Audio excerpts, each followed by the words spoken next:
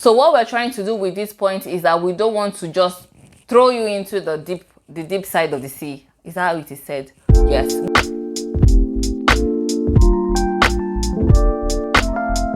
Okay, so you're done being lazy and you are ready to embrace a better approach for productivity. Well, this video is for you. Today we're going to be talking about how to stop being lazy and get things done when you need to get things done. Hey fam, how are you doing today? Welcome back to my channel. My name is Tobi Achudume. On this channel, we'll talk about topics, tips, and tricks that help us grow fearlessly to the best versions of ourselves. We look at personal growth, productivity, and faith. Today, we're going to be looking at how to stop being lazy in 5 simple steps. Get a glass of your favorite drink. Let's get going. So number 1 point is that you need to realize that your actions and inactions are actively shaping your life. So the things that you're doing and the things that you're not doing, they have a direct impact on how your life is going to turn out to be. The Bible says in Proverbs chapter 10 verse 4 that being lazy will make you poor, but hard work will make you rich. And I love this because this is the Good News translation. And so it tells you that if you choose to be lazy, if you choose to not be conscious of the things that you're doing and how you're spending your time or anything, at the end of the day, it's going to lead you to being a poor person, so not you. But it's going to be, the end result of that is poverty. And that's not what we want, right? We want to win. So from this, you see then that it's not something that happens suddenly. It's not an action that just happens within the blink of an eye. It is daily actions or daily inaction. So the things that you choose to do or the things that you choose to spend your time on is what then ends up being how your life is. Either you're living a rich life or you're living a poor life. The moment you decide to be mindful of how you are doing things, of how you are spending your time and the actions and the inactions that you're choosing to take, then you're a step closer to solving your problem of laziness, because you then begin to see that time is a commodity that you're just not using or taking advantage of. You then begin to actively take steps to reduce your laziness or the perception of laziness that you have about yourself. When you decide to be mindful, or when you are actively being mindful of the things that you're doing, then you are conscious of what you're doing within the time that you have. So you're conscious of, am I watching too much TV at this particular point? Am I playing? Am I pressing too much? Am I spending too much time on my phone? What are the things that I am doing right now? How is this affecting my life? How is this helping me to live a life that I'm going to be happy about in the nearest future, even in the farthest future? The moment you realize that you can start working on your mind to avoid living a lazy life or being a lazy person, then you're a step closer to being a disciplined person. You need to realize that your work starts from how you're thinking about yourself and the actions that you need to take. So are you seeing these things as you just want to claim lazy, or you just don't want to be somebody that is doing something? You don't like busy. You want to live the soft girl life or the soft boy life or whatever it is that it is called. And when you're just doing that, then you are not conscious of how you're spending your time and the end result. The moment you realize that the things that you are doing and the things that you are not doing has an impact or has a direct impact on your life in totality, then you need to be more conscious of that. And that is one way to stop being lazy. And I'm sorry that I'm talking with my outside voice, but it's because I don't want you to be lazy. And as much as I'm explaining it in this way, you also need to realize that it's not as instant as you would like it to be. So you're not just going to wake up one day and be like, oh, I want to stop being lazy, and then you become the most hardworking person in one day. It is going to be a journey, and you need to be ready for the journey. What is important for you to know on this journey is that you don't want to give up on it. Point number 2 is that you need to understand your values, your core values, and your values are your guiding principles. These are the things that guide your actions and, again, your inactions.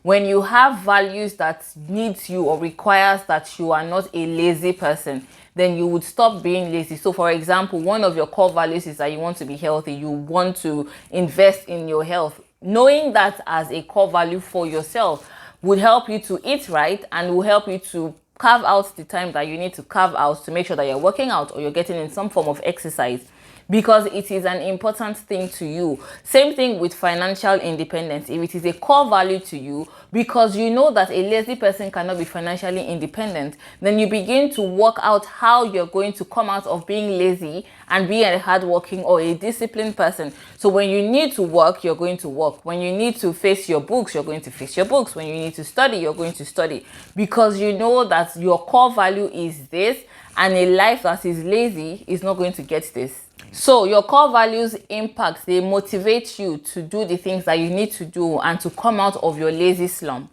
Point number 3, so we established that coming out of laziness or your lazy era is not going to be an instant action. It's going to be a journey. So it's not going to be something that you decide to do today and then it is done today. Because of that, you're still going to have moments where you feel like you don't want to do anything. What I'm going to say as point number 3 is that you need to schedule the periods for you to do nothing. Yes.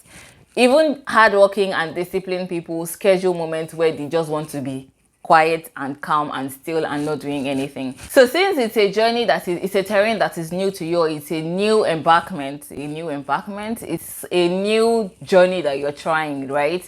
Because of this, you need to schedule moments where you actually are okay with not doing anything. So you want to schedule your breaks. You want to schedule doing the things that you would do when you are not busy doing work. You want to schedule moments where you are just doing nothing. And in scheduling that, you want to also be disciplined enough to make sure that you're not going overtime. So say you've scheduled 20 minutes to just sit still and do nothing, or to browse through social media, whatever it is that you want to do in your lazy time, then you're not going to be there on the 21st minute. You're going to be done on the 20th minute. That's my point. So you want to make sure that you are disciplined enough to make sure that you do that. You stick to the time that you set as the break that you need.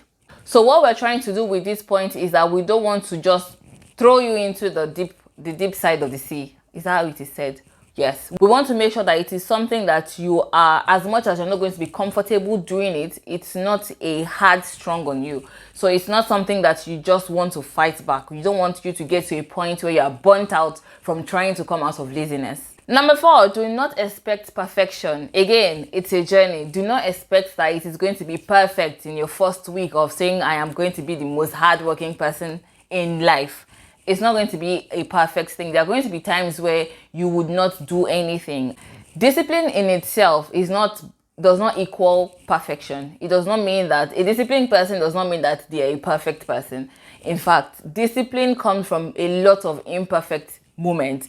You become somebody that wakes up every day by 5 a.m. because you have done it so many times, and some of those times you woke up by 6 a.m. So it's not because you just decided to wake up by 5 a.m. that you became a disciplined person that wakes up by 5 a.m. every day. There are moments that you struggled with it, but it is your intentionality in not giving up that makes you a disciplined person. So that's the same thing that we're looking at right now. When you decide that you're going to start your journey of hard work, or you're going to start your journey of not being lazy anymore, it's not going to be a perfect journey. So there are going to be moments where you would not do the things that you say you want to do, and that's fine. What we don't want is for you to sit in those moments. We don't want you to be a potato couch or a potato bag.